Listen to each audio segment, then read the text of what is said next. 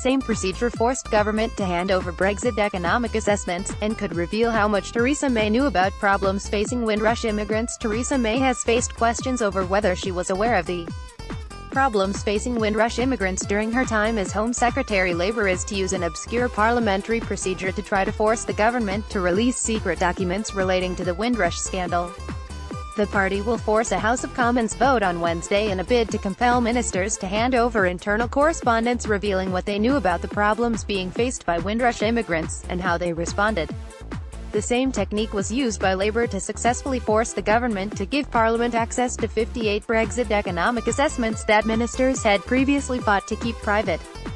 The motion on which MPs will vote on Wednesday demands the government give the Home Affairs Committee all Windrush-related documents and correspondence, including emails and text messages, from May 2010 to the present day. It covers all communications between ministers, their special advisors and civil servants relating to the cases of Windrush generation immigrants. Labour hopes to uncover how much ministers knew about the difficulties facing many members of Windrush generation. Amber Rudd, the former Home Secretary who was forced to resign over the matter, said she had only become aware of the cases in recent months, and had not recognized they were part of a wider problem. The ancient procedure Labour is using gives the House of Commons the power to force ministers to release government documents to Parliament. This is done by presenting a humble address to the Queen asking her to order the government to release the files. The motion is binding and, if passed, would force ministers to make the papers available. The procedure was commonly used by the Commons until the middle of the 19th century and is still used by parliamentary select committees to obtain government documents. Ahead of the vote, Diane Abbott, Labour's shadow Home Secretary, said, "With the resignation of Amber Rudd, Theresa May has lost her human shield and must now fully account for the policies she created and drove through from the Home Office into Downing Street." The Windrush scandal has exposed something rotten at the heart of government. We need to know what has led to this situation.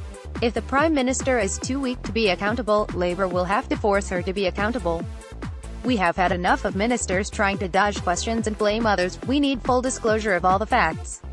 The motion being tabled in the Commons asks the Queen to tell government ministers to release all papers, correspondence and advice including emails and text messages, from the 11th of May 2010 up to and including the 1st of May 2018, to and between ministers, senior officials and special advisors relating to policy decisions including on the Immigration Acts 2014 and 2016 with regard to Windrush generation cases, including deportations, detentions and refusal of re-entry, the setting of deportation and removal targets and their effect on the Windrush generation.